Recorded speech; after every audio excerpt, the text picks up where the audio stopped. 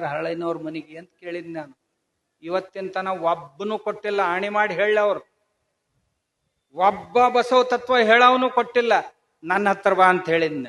ನಾವು ವರ್ಷ 4 ಲಗ್ನ ಸಮಗಾರ ಹರಳೈನ ಮಕ್ಕಳನ್ನ ವ್ಯಾಪಾರಿಗಳ ಮನೆಗೆ ಕೊಡಿಸ್ತೀನಿ, ವ್ಯಾಪಾರಿಗಳ ಮಕ್ಕಳನ್ನ ಸಮಗಾರ ಹರಳೈನ ಮನೆಗೆ ಕೊಡಿಸ್ತೀನಿ, ಬರ್ರಿ ನೀವು ತೋರಿಸ್ತೀನಿ ಅಂತ ಹೇಳಿ. ನಾ ಬರೇ ಮಾತಾಡೋ ಮನುಷ್ಯ ಅಲ್ಲ, ಮಾಡಿ ತೋರಿಸ್ತೀನಿ. ಹರಳೈನವ್ರಂದ್ರಿ ಏನ್ರಿ? ಅಲ್ರಿ, ತಮ್ಮ ತೊಡಿ ಚರ್ಮಾನ ತೆಗೆದು ಬಸವಣ್ಣವ್ರಿಗೆ ಆವಗೆ ಮಾಡಿಕೊಟ್ಟವ್ರು. ಎಂಥ ಶ್ರದ್ಧೆ, ಎಂಥ ಭಕ್ತಿ.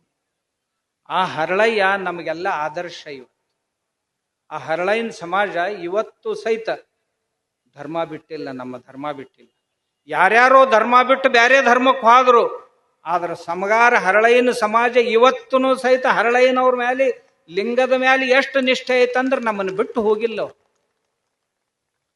ನಮ್ಮ ಜಿಲ್ಲಾದಾಗ ಒಂದೇ ಕಮ್ಯುನಿಟಿ ಹಿಡ್ದೀನಿ, ವಾರಕ್ಕೆ 50 ಮಂದಿನ ಹೊಳ್ಳಿ ತಂದೀನಿ.